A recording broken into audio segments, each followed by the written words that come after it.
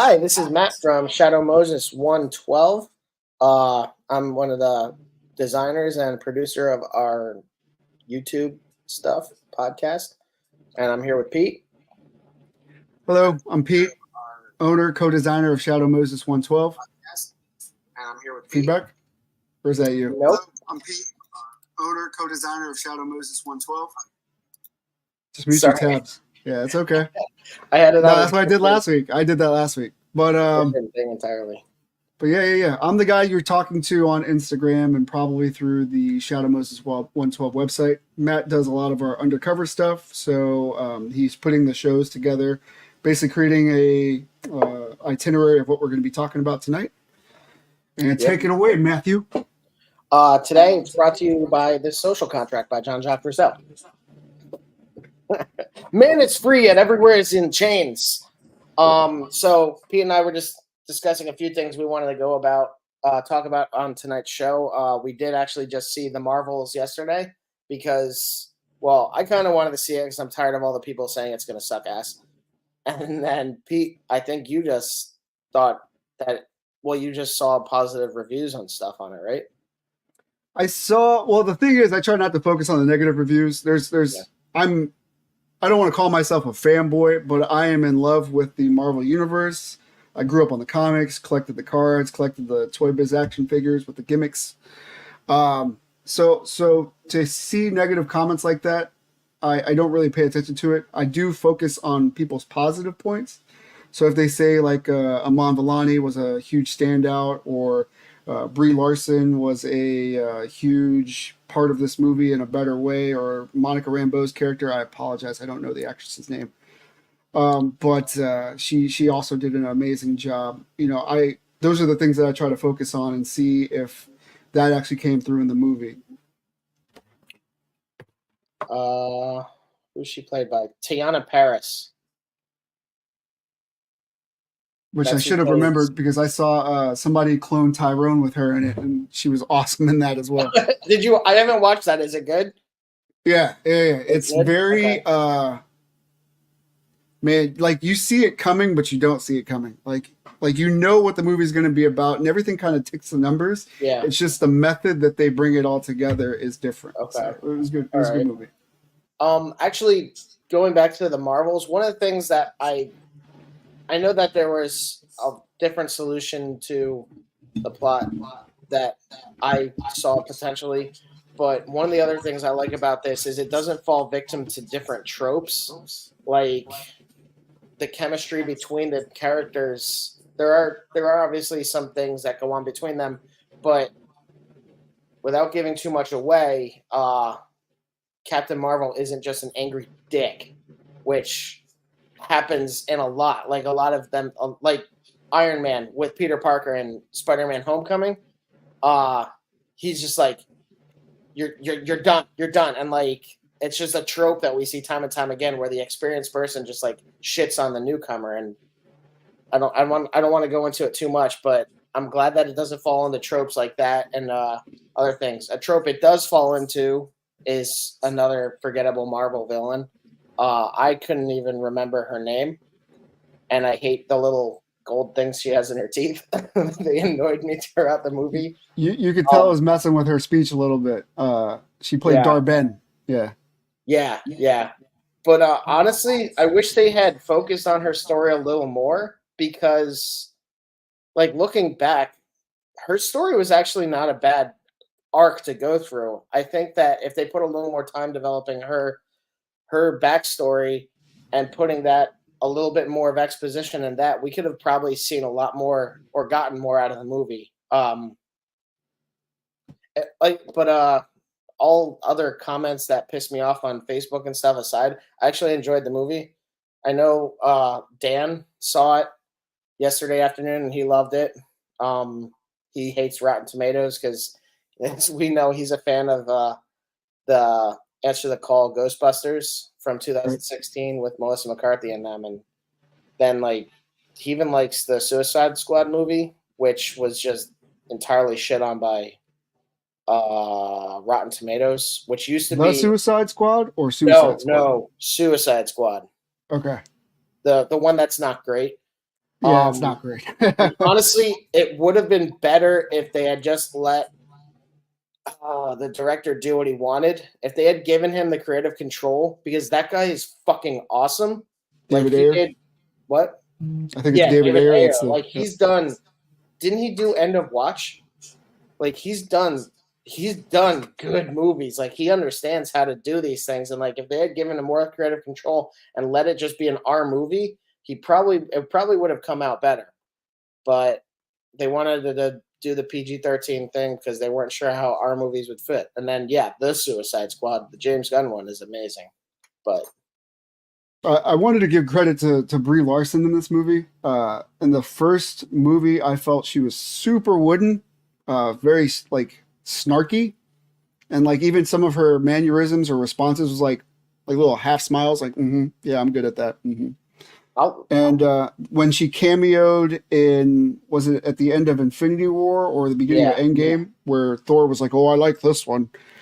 She was wooden there as well, so it was nice yeah, to see her lighten up and be more of like I wouldn't say a mother figure, but a welcoming leadership role in this room, this movie, and it was more like inviting this time, whereas I felt she was kind of closed off. I don't know if she's just getting more comfortable with it or if it was written in the script that way, but she did great. I loved it. that's a good And point. Though. But even in the first one, there's the part where she's fighting the scrolls in the beginning, and like the one like snarls at her, and she's like back to it. So like there were still parts where she had humor and some more character in the first one. But yeah, she really does show a lot more character in this one. So that's fair. And then I know that a lot of people like just want to hate on her for some reason. I know that the interview with Chris Hemsworth is like forever a blight on her. Notorious, yeah. Uh, but I lost my train of thought. I forget where I was going. um, Just the interview with Chris Hemsworth, and I know what you mean. She came off like super cold and like yeah, it was. Well, it's in a way, it's kind of ironic that it was an interview with Chris Hemsworth because um, she's kind of following the Thor movie development process, where the first right. one was pretty serious, and then the second one we have a lot more humor, which is welcome. It kind of teeters the line on falling into the Guardians of the Galaxy 2 way too much humor comedy romp thing. Think about the scene that you didn't like. That's where I would say it toes the line because Right. Guardians of the Galaxy 2 is a terrible movie. I hated it. It was Which are we talking about? I'm trying to say this without giving spoilers away, but are we talking about when she the scene visits? that you were like, where I looked over at you and you're like, I think I hate this movie. That scene. That was a whole subplot that I just did not care for. Yeah, That was Deus Ex Machina, and yeah.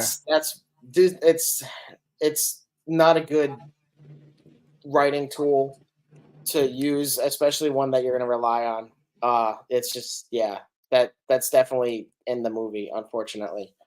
But I don't want to go into that too much and spoil things for you. I would definitely recommend seeing it if you're a fan of Captain Marvel. And this actually, it's a standalone movie, but it does kind of have implications on what's going on in this multiverse saga. So I would suggest going in with an open mind because it's a fun movie. And if you hate it, you can just yell at me because you don't know the Instagram I use anyway. I think Here we the go. way you and I described it was a good middle of the ground movie.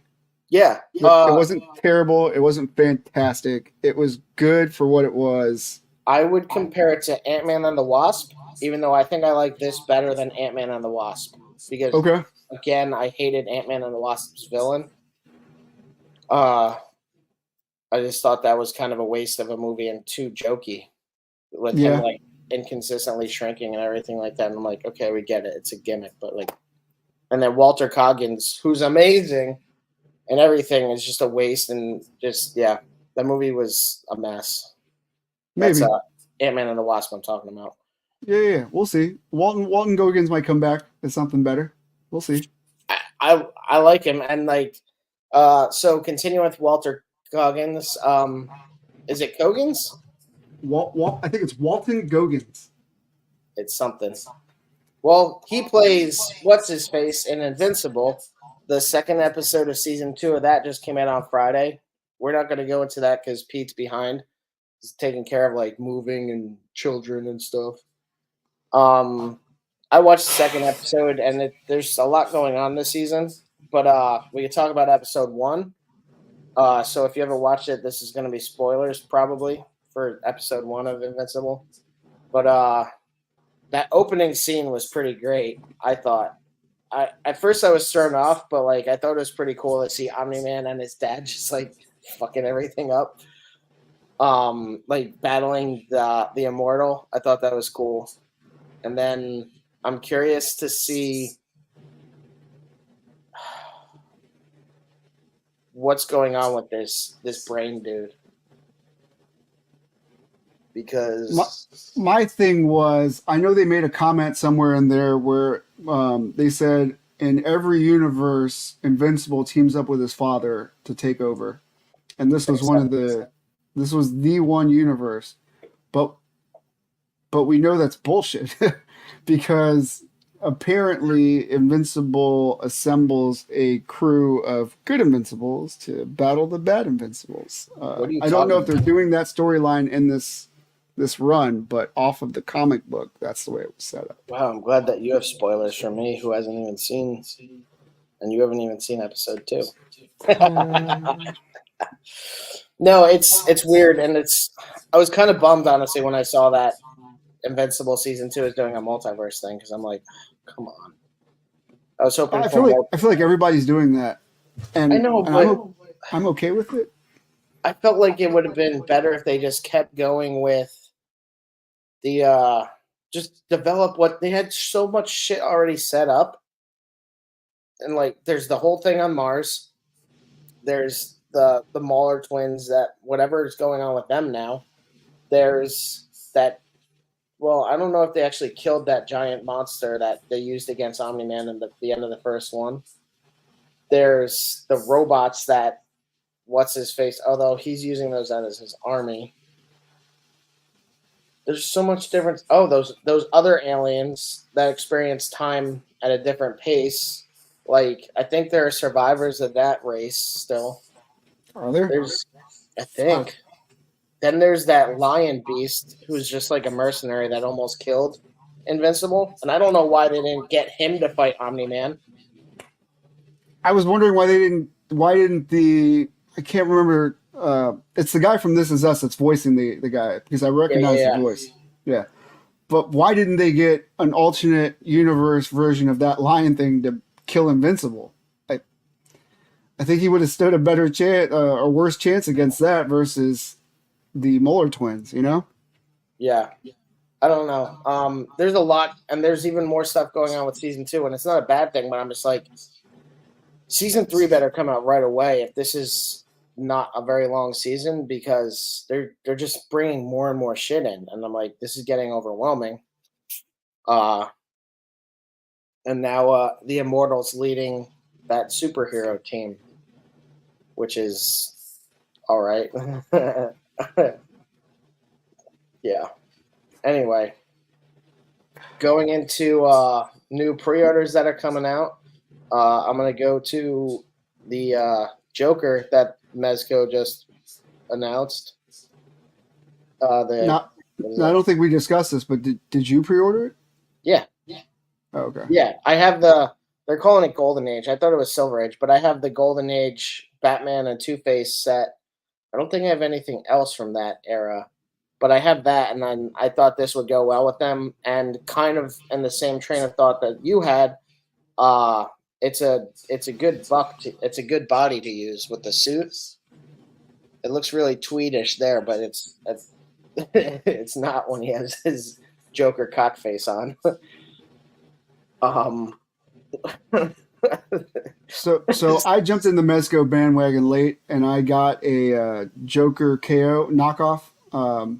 The DX Joker knockoff. No, I didn't get the DX Joker. I got the standard one, and I wanted the DX, and I'm looking at the prices for it now. It's like $300, which I guess in comparison isn't too bad compared to this. But I bought the buck for this. I'm going to use the buck for this. and I have the heads at Action Figure Customs. Shout out to him, who does molds of. He did molds of the DX, so I have those heads painted up and ready to go to put on this body when he comes, and this Nice. will be my modern Joker moving forward. Why would they shake hands? It's just a bad idea. Batman, you fool. I wonder if they'll do a Golden Age Robin. With the fucking booty shorts. That's a good point. Well, they have. He's gonna be they the have same. Is he gonna be the same height as Batman? Shut up, you. I know a lot of people were speculating that this is a different Batman, but it's just seems to be just a difference in the lighting for the camera shots. He has weird gadgets like this.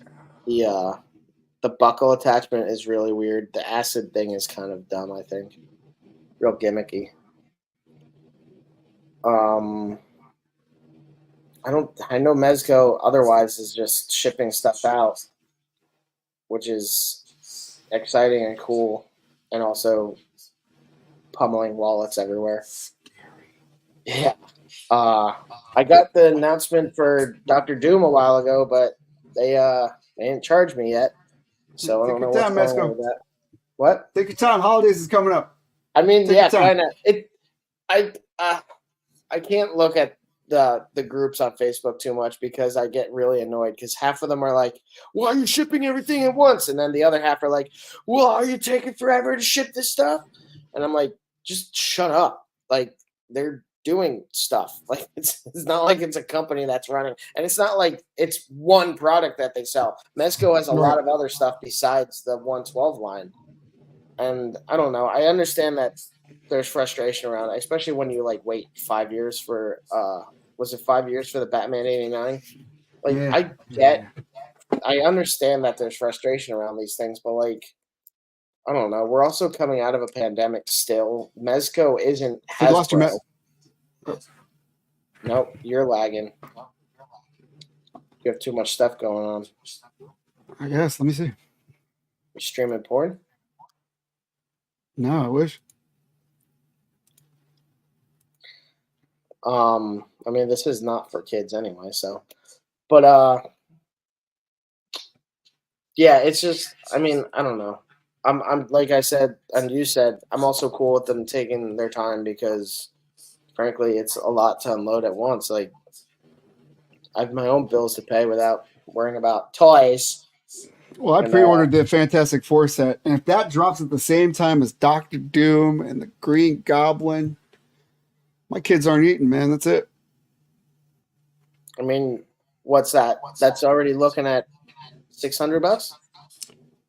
What was Fantastic Four? Was 420 or 400? That Joker DX on eBay doesn't sound so bad anymore, huh? That's one figure though. Fantastic Four is 4 fantastic figures. Hopefully fantastic. So them and Doom is like 570, and then what was the other one you mentioned? I think I said Green Goblin. Green Goblin, was that 90? I think so. So I mean, it's not that bad. It's only like $670 or something like that.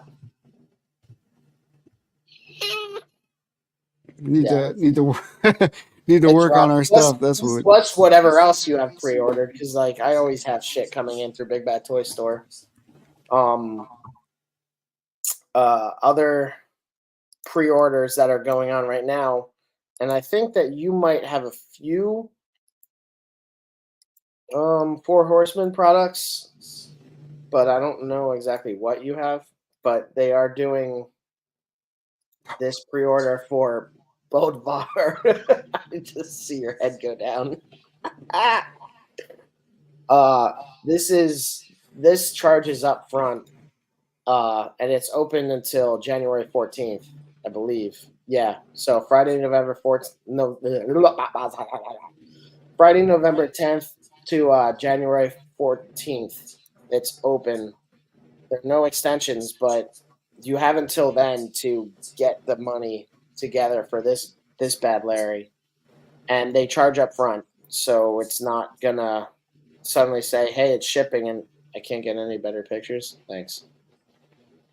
So I was gonna say I don't have any mythic legions. That is false. I do have one, and it is the horse. The I have the horse too. but I think I told you I wanted to jump on when Balam came out. Balam, because he looked like a Khajiit, and I'm a big Skyrim Oblivion person, and I wanted to get that figure, but I missed the boat. And they keep on doing the All Star asks, and I keep on selecting that I want to see Balam, but he doesn't get picked. And so I was just like, you know what, screw it. I don't want Mythic Legions anyway. Plus, their goblins aren't really how I picture my goblins. Their goblins are fully armored. I picture more like the loincloth leather Yeah, armor kind you of picture goblin. like Breath of the Wild, Bokoblins. Yeah, I would go that basic. I was thinking plunderlings with evil faces, but Plunderling. plunderlings are too fucking cute. I don't want to use those in my setup either. Yeah, yeah. It's a bummer when you have like a character like that you could potentially reuse, but then you're like, but children like this thing. I want children to fear it. Yeah, I'm sure we Um, could design our own heads, but that's no fun. yeah, I'm not that good with ZBrush.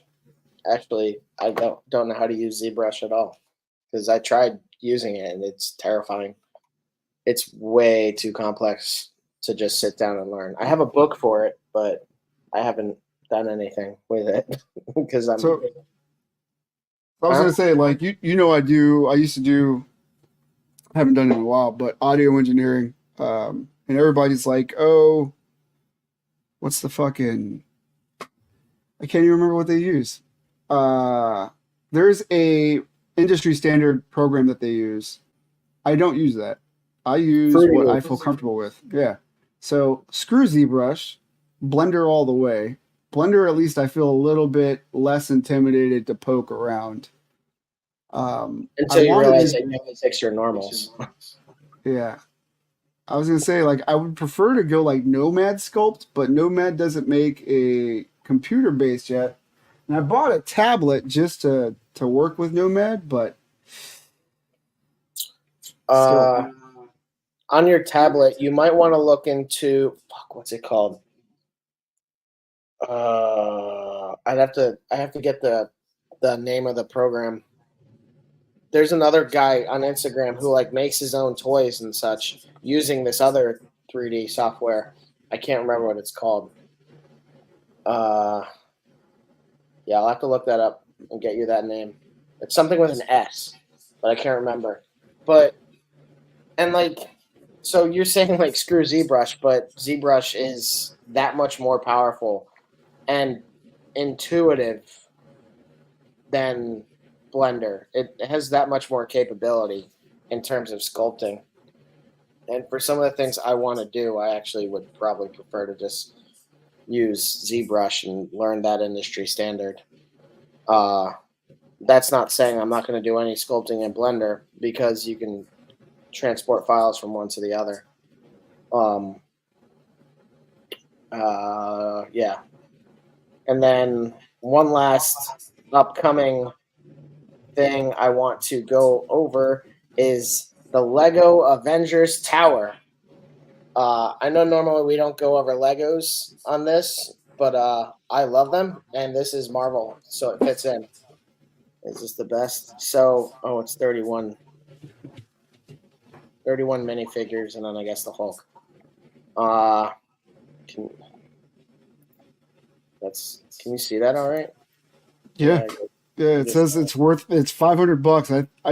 I'm not a Lego person. This is worth every penny.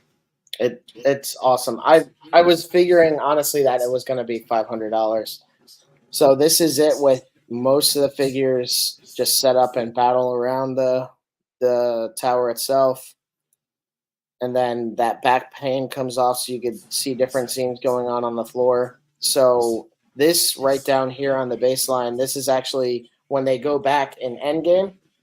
And this one of these guys is Tony Stark in the shield gear. Alexander Pierce is down there. Like this is the whole scene where they they're transporting Loki back as a prisoner, and they lose the Infinity Stone, and where he slips away into Loki, which I still haven't watched season 2 of. Then we have some stuff from Age of Ultron here. I know one of the promotional shots, actually, they show some better angles. It comes with 31 minifigures, and then the Hulk, and there's no Black Panther. That was one of the things my friend immediately noticed. But there's supposedly, for people who are Lego insiders, they're gonna do like a bonus thing if you buy it in the first like day of release or something like that. You get a New York cab, and then that comes with 4 minifigures, one of which is Black Panther. Who's in between Scarlet Witch and Wasp? Wong, which is kind of strange. I don't know of any scene where Wong is at Avengers Tower. Pun intended? What? Pun intended? You said Wong, which is kind of strange. Oh, yeah. Dun, No. dun. There's a Kevin Feige figure that comes with it. That's the one over here next to Vision. I'm just wondering why Wasp is there, but not Ant-Man. Why are they always hating on my man Ant-Man? Ant-Man comes in the form of a minifigure, or the micro figure. She's holding Ant-Man. Yeah, I don't know why they didn't include like a full-size Ant-Man either. It's just kind of a weird choice. It has a Quinjet. It's a really small, because it's not a scale. Lego scale is abysmal, in all honesty, despite how much I love them. Their scale is so far out of whack. So their Quinjet only fits like a pilot. I don't even know if there's anything that fits in the back of it. And then they created this scene where it's the puny god. And then we see it's the Mark 7 and then one of the other early Iron Man armors. Nothing new. Actually, that's what this is right here. I don't think that's in the other product shot. So yeah, this red thing and then the black minifigure there, that's when Tony Stark's jumping off the Avengers Tower and has his armor coming to like assemble on his body. That's what that is actually recreating. I don't think there's any. Again, not big into Legos, but this is a very cool set. It's cool. It's the biggest one. It's gonna be. Does it say it's like 31 inches tall? I have the. I have the Sanctum. Strange Sanctorum. I have as well as the Daily Bugle. Daily Bugle is a cool set and it has a lot of minifigures with it, but it's kind of slim. It's Do you have any of the larger Marvel Legends figures like the Sentinel or Galactus or Apocalypse or Giant Man or any of those? I have so I have all of the Age of Ultron sets. One of those is the airport battle, and it has the Ant-Man figure that you build. They don't actually have any large scale. No, I was talking about the Legends line. So I was thinking about like maybe like photography, like you know how the Giant Man just got funded. Maybe they could use that Avengers Tower in Lego. Would it look awkward or would it blend pretty well? It would look weird. The scale is weird, and then just the layout of minifigures, or unless you're talking about just having it as like a set piece. Yeah, like a background set piece. Okay, as a background set piece, it might not be bad. And then if you have other of the modular buildings, they all connect. Like I have almost all of them. And so at one point I did have them set up, and then just for fun, I had my 18-inch Gypsy Danger figure next to them battling Knifehead. Those are both Pacific Rim things, which you're not into at all. But NECA put out 18-inch versions of those of Gypsy Danger, Cherno Alpha, and then Striker Eureka or whatever it's called, and then they did the one Kaiju Knife Head, and then I had them kind of battling amongst on a cityscape of the Lego building. So yeah, you could probably get it in there and play around with it a little bit, but it's I don't know, it's not going to really look great. It's hard to say. Okay. Really. Um, I don't think there's anything else in pre-orders coming up. Although Hot Toys on SideshowToys.com, I think Sideshow Collectibles. What is it? Sideshow.com. The Feral Predator is now available for pre-order, which looks awesome. Did you see that or no? No. Yes. Yes, I did, but I didn't pay attention to it. I mean, do you want me to pull it up? Yeah, pull it up. It Show looks so people. awesome. Let's see. Let's show what we're I talking can. about. Yeah, that's what I meant. Thing. So share screen. Yeah, here we go. So I know you also don't do 12-inch or like that's gonna be too small. I think you don't do. That's the only. They changed their whole website now. It's different. Can you see that at all? Yeah, I could definitely see it. I'll zoom in a little bit. So yeah, I know you don't do 12-inch or Hot Toys or anything, but I kind of do, and I can't wait to get this. It looks so awesome. The detail on it is great. They went with an entirely new body. It looks like because they don't really do anything. It looks like a new humanoid torso because it's 14 and a half inches tall, which they'll make up for that in the size of this guy's big ass head. But like they normally also don't show this much of the actual torso of the figures, so a lot of it is new sculpt. But it's just the detail on it looks so awesome. I probably won't take off the helmet because his face is weird looking, but it looks so cool. Can you pull up the NECA one in comparison? Yeah. Because already I could tell like this is miles ahead, but it's a different scale. Yeah, no, the NECA one is actually a really good looking figure too. Let me which hmm. All right, I'm gonna have to stop sharing and then bring up the other one. So it usually says up top, do you want to share this tab instead? I am opening it in a different browser. That's why it's not letting me do that. Okay. I already have Big Boy Toy Store open up. Oh.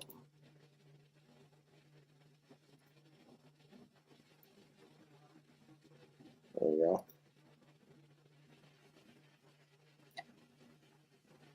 Yeah, you're missing a lot of the highlights that the Hot Toys brings to the table, but Yeah, I forget you can't use directional buttons on the website. I mean, like even in like the general sculpt of the torso, you're losing all that detail. The helmet texture the faceplate texture looks really good still. Um, the loincloth is definitely an entirely different look. It's not bad, but like it's an affordable figure as opposed to a nearly $400 figure. Like this almost is deaf. yeah. So there's definitely a compromise you're making in what you're going to get out of this figure, and it makes total sense. In all No, honesty, I'm not trying to shit on NECA. NECA usually knocks it out the park. I just wanted to see like what the comparison is for a 12-inch to a what 7-inch figure. Well, it's 14 inches, right? So this is half of that size.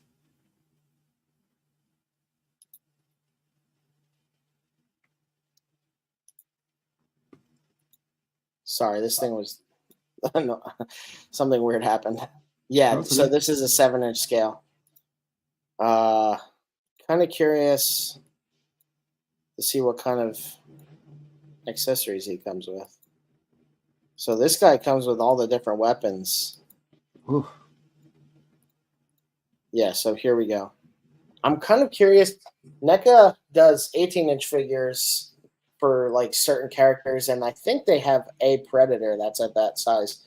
Kind of curious to see if they would do this guy at that size, especially considering Hot Toys is doing their own. What's that? Swappable mandible? Yeah.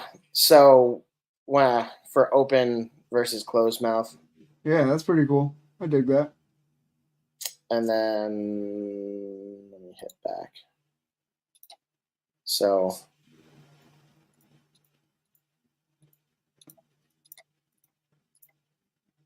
So he also actually comes with very similar arrangement of weapons, and he also has interchangeable mandibles.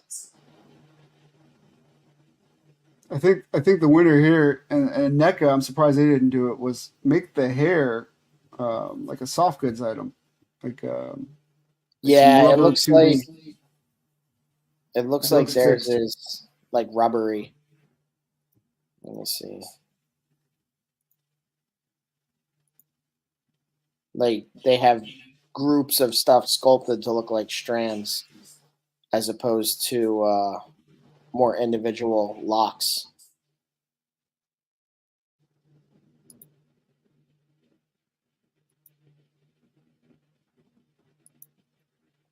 It still looks pretty cool though. Yeah, yeah, definitely. Um, so recently on Instagram, I've been posting little teaser vids about this console that I've been working on. I'm gonna pull that up right now. I don't know if you saw today. I posted the larger console being printed, the base part. I didn't see that. No. It's been printed So for over 24 hours. Lots of yeah. plastic. So this guy. So this one is the original prototype that I made. This was all solid, and it was like around 11 hours, 12 hours to print. Then I did some adjustments for different things I wanted to do. One of them was shrink it down, which somehow still went entirely wrong because it's still way too tall. Yeah, like I had to figure out what's going on because it should only be like 4.5 inches tall, not 5.5.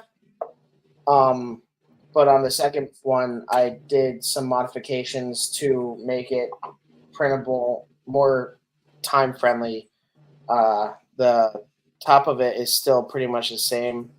There's like a number pad, a screen, some different like indicator lights, and I'd probably put different paint applications on this to make things stand out so it's not all just black. I've considered actually printing this stuff out on with resin, but right now I'm not going that road just because it does get kind of annoying to have all the different printers going on and then piece things together. The idea is to not make it a huge effort to produce stuff. And then the chassis, I actually have just a hollow shell. And then just for different ideas of scene use, I made like an internal circuit board kind of thing. And that just goes right in there.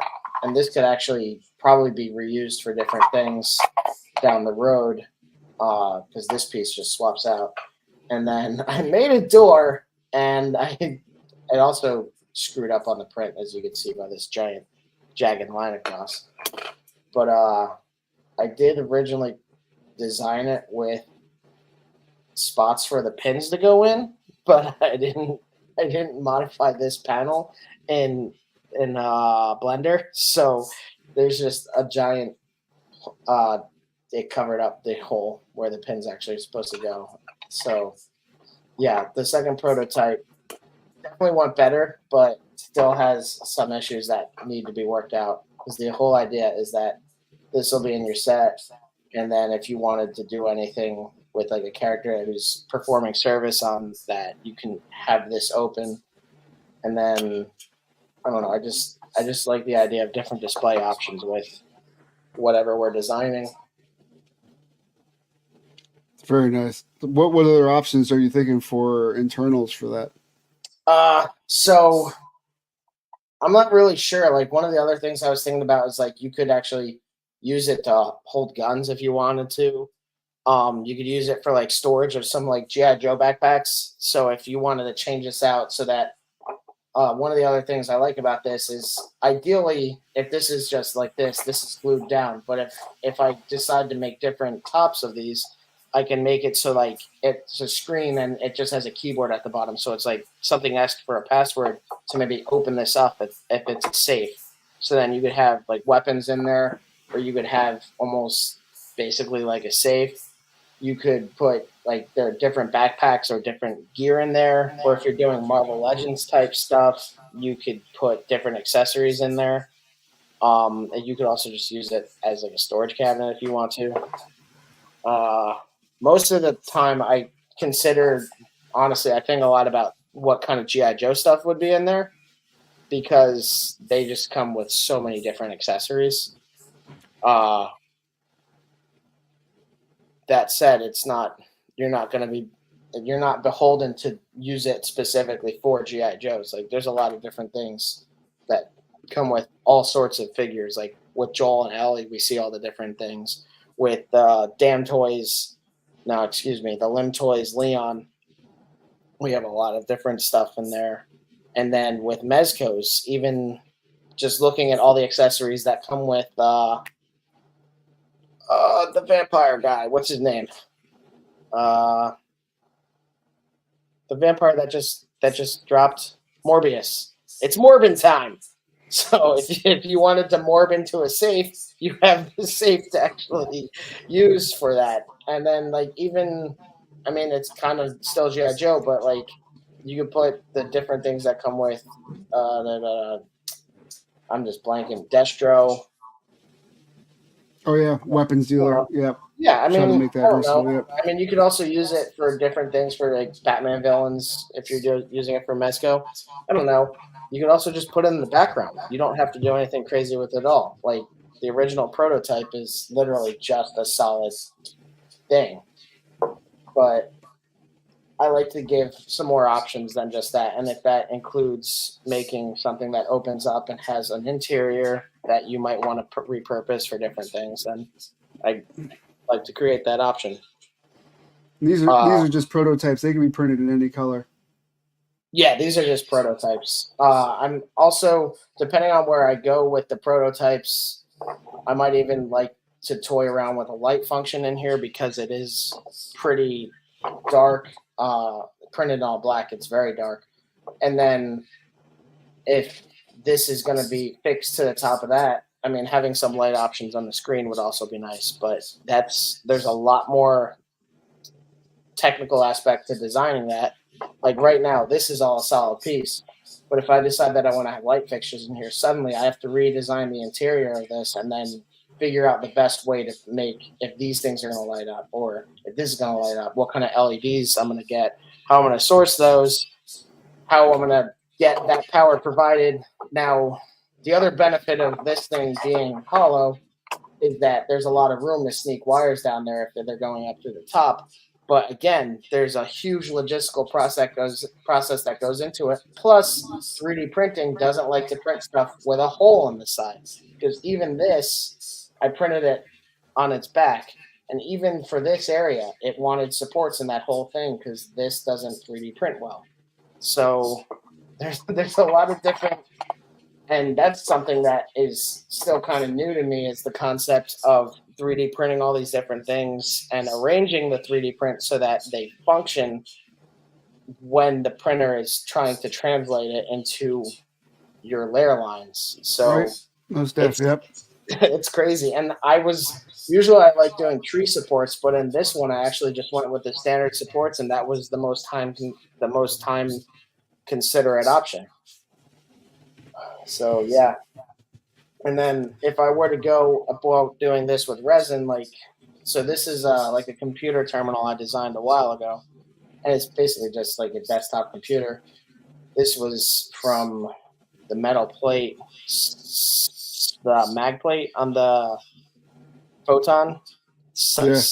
sticking down to the bottom because I just printed it flat, which was stupid.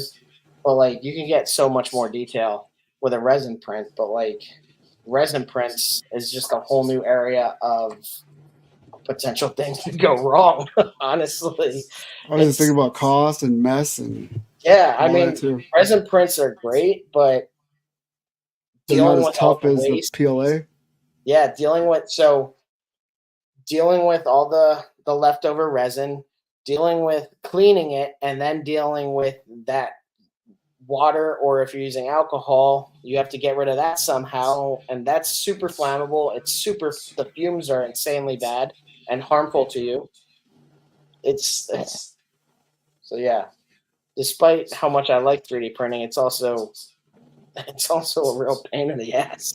To It be could be totally honest, absolutely maintenance, beautiful failures, yeah, yeah. It's but it's super rewarding to see that what you've designed is now this tangible object in your hand. oh yeah, And I love that. yeah, I got a couple stuff in the background right now. I don't know if you can see it, but some of our old stuff. We were talking about lights, and immediately I was thinking like balloon lighting, which I'm a big fan of, is the most, it's the smallest, and allows your client to change it out if the light goes dead or anything like that. They're battery operated, so they could usually just replace the batteries in the sucker. What do you And mean they by balloon also, lighting? huh? What do you mean by balloon lighting? They are these little pill-looking lights that, if you twist them, they turn on. They're usually powered by three very small batteries. I use them in the phone booth. So you pop a balloon light just sitting right here, and it'll illuminate the rest of the object. Is that what you And the use cool, in the Hall of Armor? yes, Okay. yes. And the cool thing is, it comes with a little rubber band. Not a rubber band in the sense, but a rubber band that actually goes around it to prevent it from moving while you're moving around stuff. Okay. Okay. To kind of secure it. Exactly. And it also, I use that to help hold the item in place, whether it's inverted or not. So that band will stick in like the traffic light. You could use the rubber band to kind of shake the traffic light and the light's not coming out, which is a Right. very cool concept. But like you said, the hard part is figuring out how to illuminate the console itself. What kind of inserts do you have to do? How do you print it? Do you do it in resin? You know, what the overlays are going to look like. It's a lot to think about. Yeah. And then this is also the first time that I've really messed with like interlocking pieces. Well, that's Yeah, a lie. I've tried it before, and I didn't really understand. I didn't really know what the threshold was because I wanted to make a death. Yeah, actually, just like that with that opening. Um, but it's hard to know what the threshold is for these things, so that because this stuff does not like FDM printers do not deal well with friction. There's a forget what they're called, Astrobots. There's a line on Big Bad Toy Store that was originally this guy's 3D produced action figure, and they're super detailed. They have all these cool different pieces that come together, and like they have articulated fingers and everything. And now they're a toy line. But it started out as this thing this guy was 3D printing until eventually it grew into its own product. And part of the issue with the early ones that he was selling was that the filament breaks down after being like used.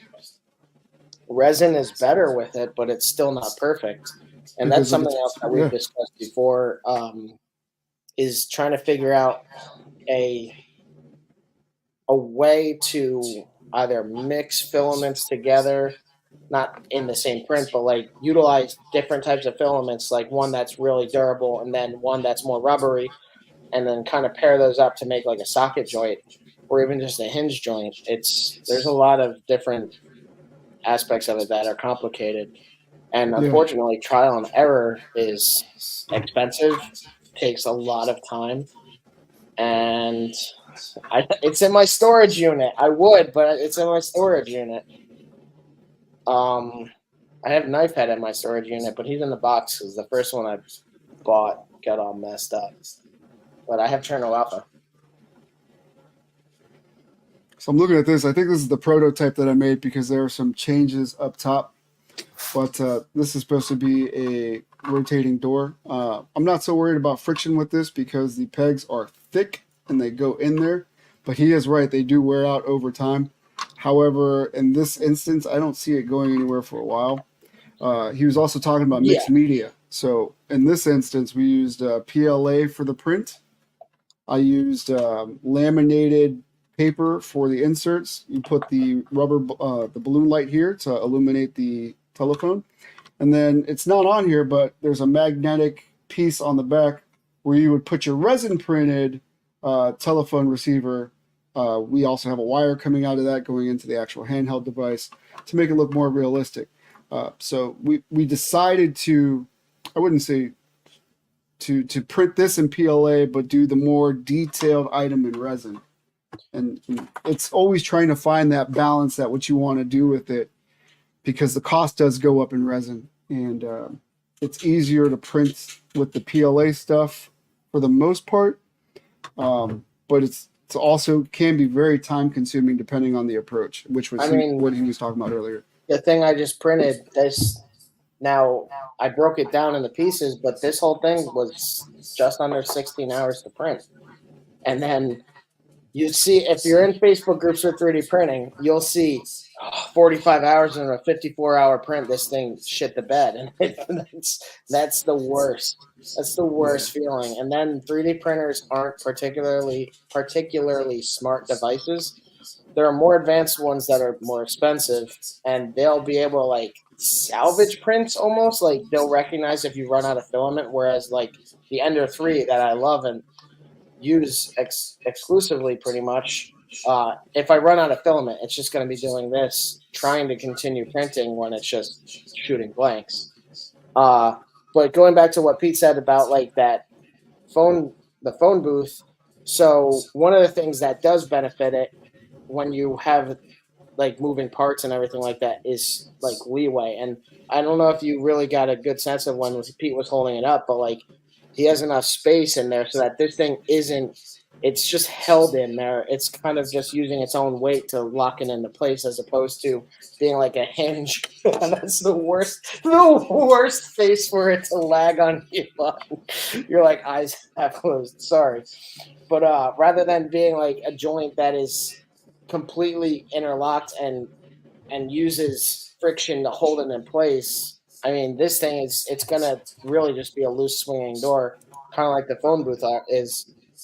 They're a little more complex, so that complexity actually works to their benefit of not like swinging or just moving freely. One of the other things that I've kind of toyed with is using magnets as hinges. So like I have these really tiny magnets, and I've toyed with the idea of putting those inside the ends of this, and then on the cabinet that it would actually go in, on this thing, I'd actually have another magnet to hold the door in place, and then it could swing. But you could also, so one of the other things that concerned me about this is essentially the way I'd be putting this door in is kind of like using leverage to snap it into place. And this thing could honestly just break just by doing that because it's not super strong and it doesn't have any pliability to it. So you're absolutely right. And that's exactly what we do here. So if you notice that hinge right here, it's just two holes, and then this part has little pegs at the top. They're as thick as possible, but they're also short to prevent the opportunity for them to snap. So, and that's what makes this open up all the way. But that was a lot of trial and error. I'd probably have to make these smaller because right now I think they're about 0.125 inches, and that's probably too long to really play around with that. But like that's my first time really kind of experimenting with nubs. Chris, this is for you. I don't have Gypsy Danger with me. He's in my storage unit. He's in this box.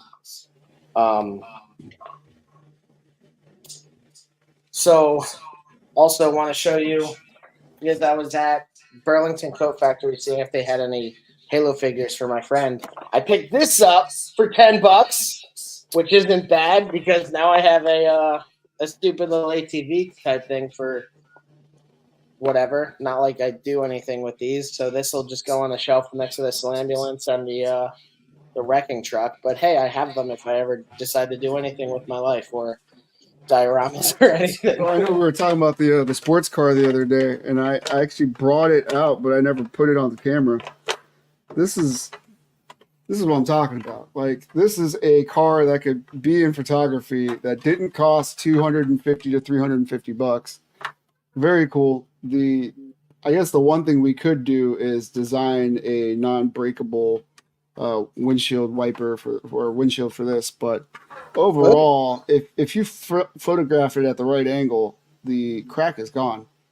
So it just depends on how clever you can get with this. I remember specifically seeing a picture with the car driving away, Hawkeye driving here, Black Widow like pouring out the back, basically like shooting at people. Yeah. Yeah, it was a very dope photo. But you could not tell that there was cracks built into Yeah. this car already, or that it was WWE logos all over the place. You But could probably do some pretty decent custom work to make it look even more like distinguished as a vehicle. absolutely.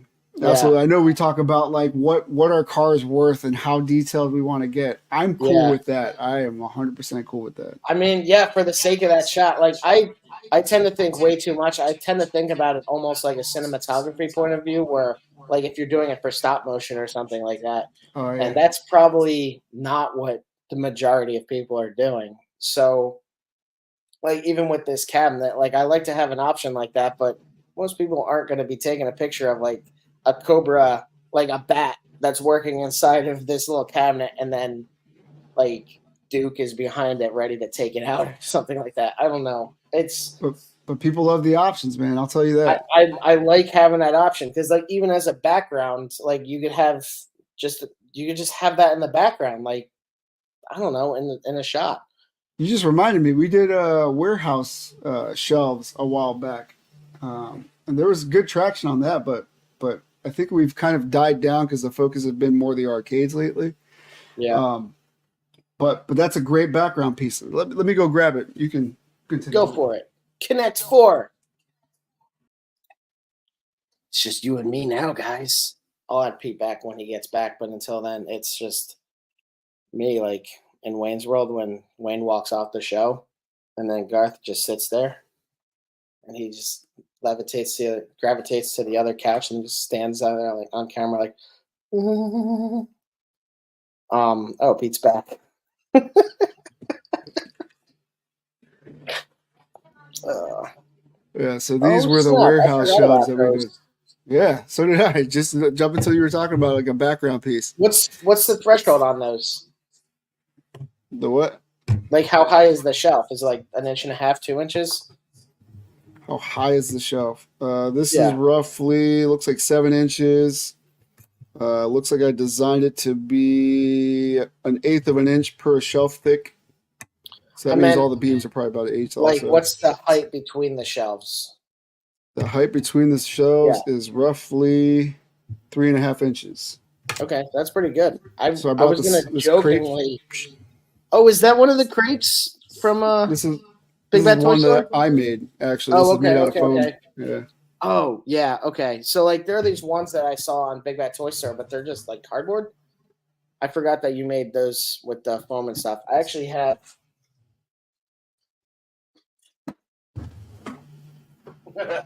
For when I really decide to go full psycho, I have all these wood panels and I have ideas of what to do with them. Uh I picked these up for like $20 on Amazon a while ago. This is just But balsa wood sheets. yeah, just Okay. like really 1/8 inch thick, I think. Uh I have some ideas for what I want to do with this. But like it's one Like of the what? reasons that Like what? Dios.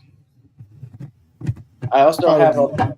a big ass box of popsicle sticks because I want to eventually make like a dio that has like 2x4s, and I have a big bag of like cotton for insulation. Um, Probably going way too over the top with it, but like if I want to have that and like build the wall and then secure it and then take it outside and smash a hole with it and a hole in it with a hammer, I have all this debris that's coming out. and then I could use that to make it look like Rhino just charged through it or something like that.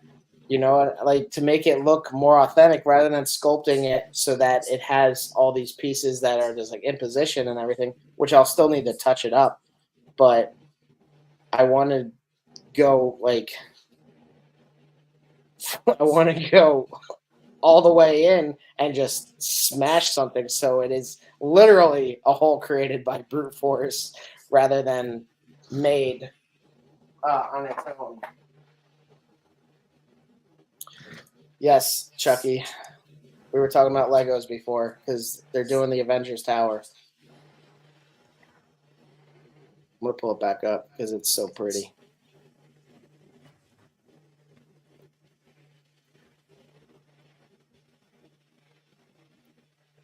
It's 3 feet tall. I'm just now seeing that there's comments there. Infinity Stones are overrated. Legos are fire. Pacific Rim is the greatest. But, dude, you're not into kaiju at all, but the first Pacific Rim is a lot of fun. I mean, does Power Rangers count as kaiju? And even them, I'm like, No, although you could say that Pacific Rim kind of feels like it. Let's do this together is the worst line in that movie.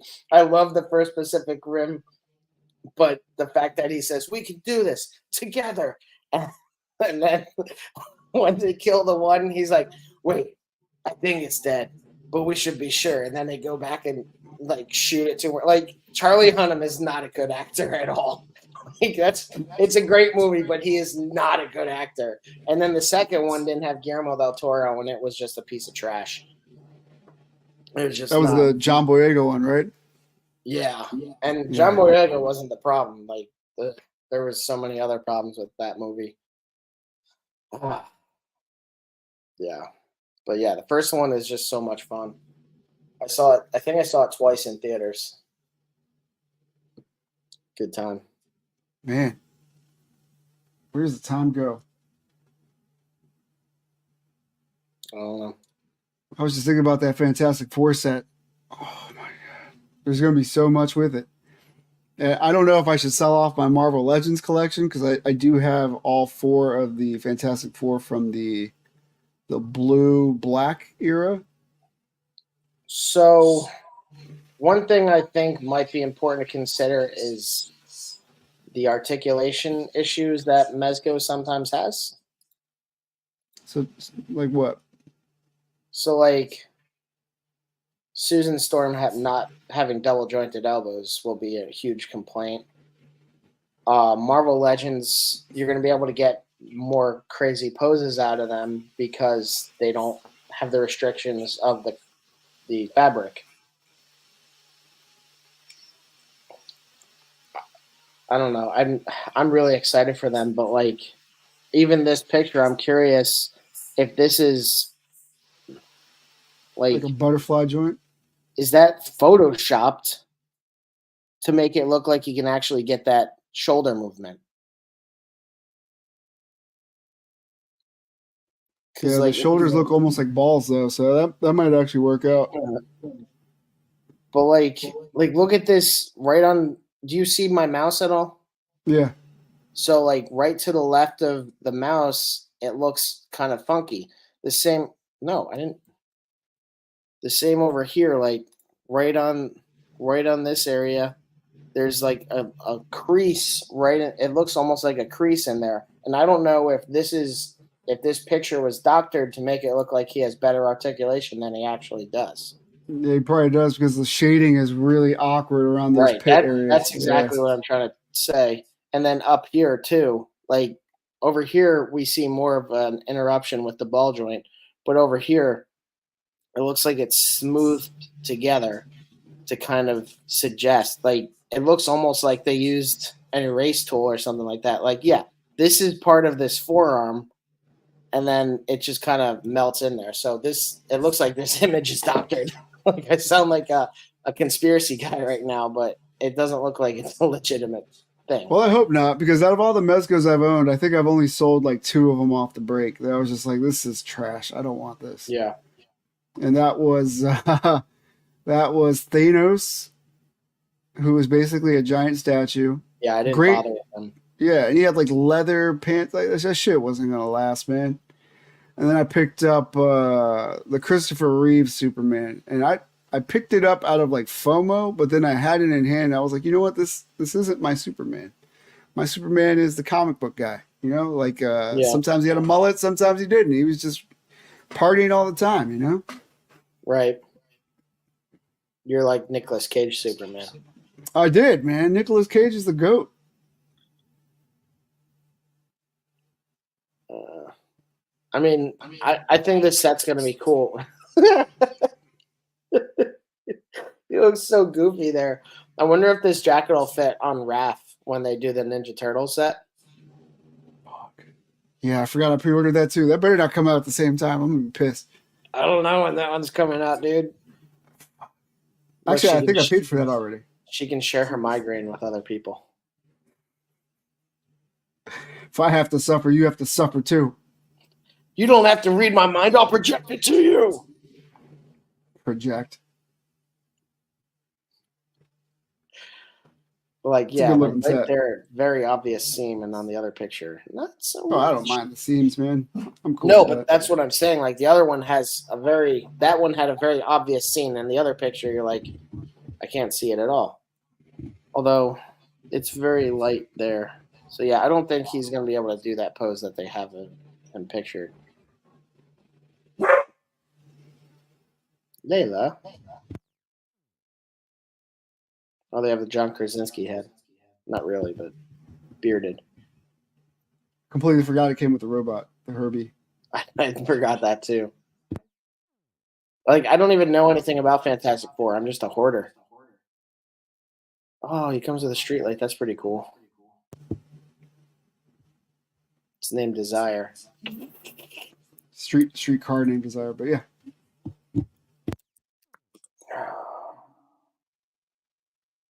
Which one? Oh, I'm looking at this one. Oh, buddy. It's shipping soon, apparently. Honey, if you're watching this, I would like to apologize right now. I know she likes to go back and watch these just to see how we did. That price is photoshopped, hon. That's not the real price. Yeah, it's they added the extra zero by mistake. These aren't the ones you're getting. You're getting the other ones. These are not the turtles that I'm getting. You're getting this one. Yeah, those are the Yeah, ones. this is the one that you're getting.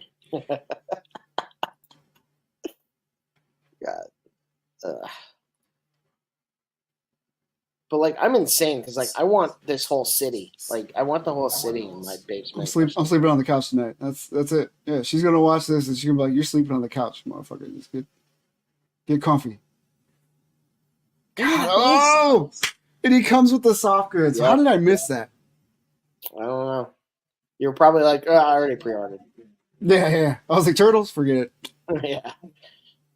Yeah, they look good, man.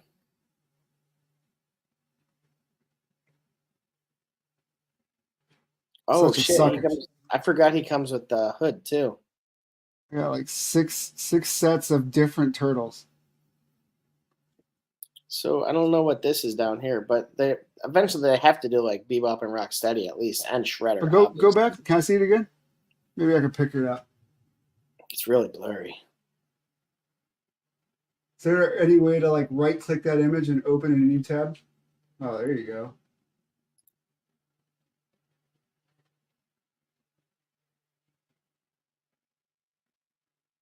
Is that a hoof? I don't. It's hard to tell. They put out a Shredder, man. That's it. You know they have to do a Shredder, and then I feel like they would almost do an army builder of the foot soldiers. That would make sense too, I think. Or maybe they'll do a 3 or 4 pack Shredder and 3 soldiers, foot soldiers. Maybe actually that might work too. For $400. Yeah. No, I feel like if they were going to do Shredder and like 3 foot soldiers, it wouldn't be $400. Looks like the Green Arrow hood from Arrow. If it's a Rhino foot, which character from the Turtles do you think it is? Because they like to tease what the next release I will know be. they do, Yeah. but where is it? Well, no, nothing in here.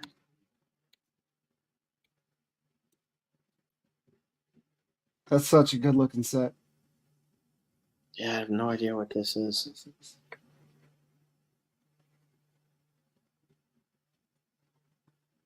It doesn't even say whatever is sold separately or not included. I don't know. No. I don't Now it's know. time to scour the interwebs. Said Rhino foot. I feel like they have to, but that's the other thing is like, well, this looks like Eastman and Laird, really. So it would be Eastman and Laird, Bebop and Rocksteady. Rocksteady was the Rhino, and Bebop was the boar. Rocksteady was the song by Foreigner, and then I know Chris is in the chat, so I know you probably haven't seen the Biggie figure yet. The Tims and everything. He's the one chilling in my my bodega diorama right now. which bodega is that? Bodega you made? Yeah, I kept that one simple just because we're using it for the Comic-Con displays. Okay, yeah. So everything's flat, and then the bricks are drawn with Sharpie, and then the windows and shit are done with vinyl sticker, and then the rims for the window are 3D printed. Did you sign up for any upcoming cons? I have not. I think I want to do the Dulles one again, like a baby step before I jump into another one. Yeah, no, that makes sense. Because that was already like the first foray, and that was still relatively new into it. So yeah. I know we were talking about doing the Big Lick. I might visit the Big Lick just as an attendee, just because the original voice actors of the 1980s Ninja Turtles cartoon will be there. What is the Big Lick? But yeah, we'll see. I think if the Dulles one is successful again, then maybe we'll look into something bigger. I think we should do an awesome con. We really should. It's just that is going to be like 3-4 days of torture. If we're going to do an awesome con, we have to have months to prepare. I feel like Awesome Con is about selling stuff then and there. Right.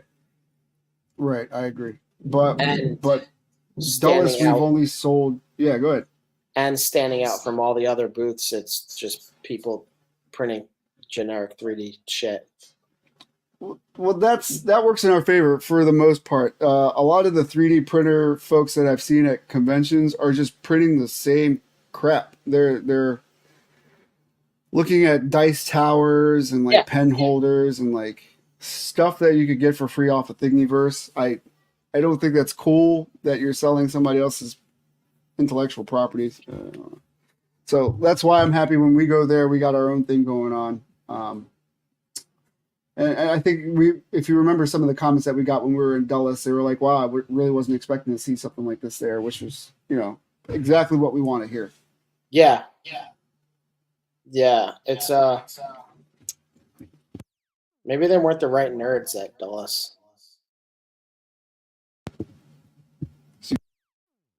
My troublemakers here.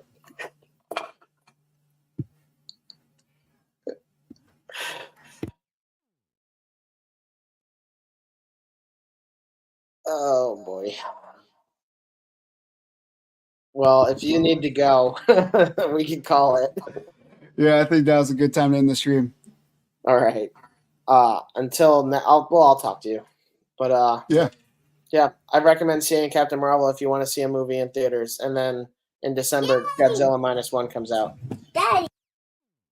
So this is Matt signing off, and Pete, nod if you want me to sign off for you.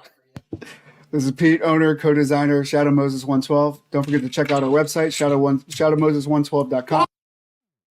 And Shadow Instagram, Moses. Shadow Moses 112 as well. Thank you guys. Have a good night. Take care, everybody.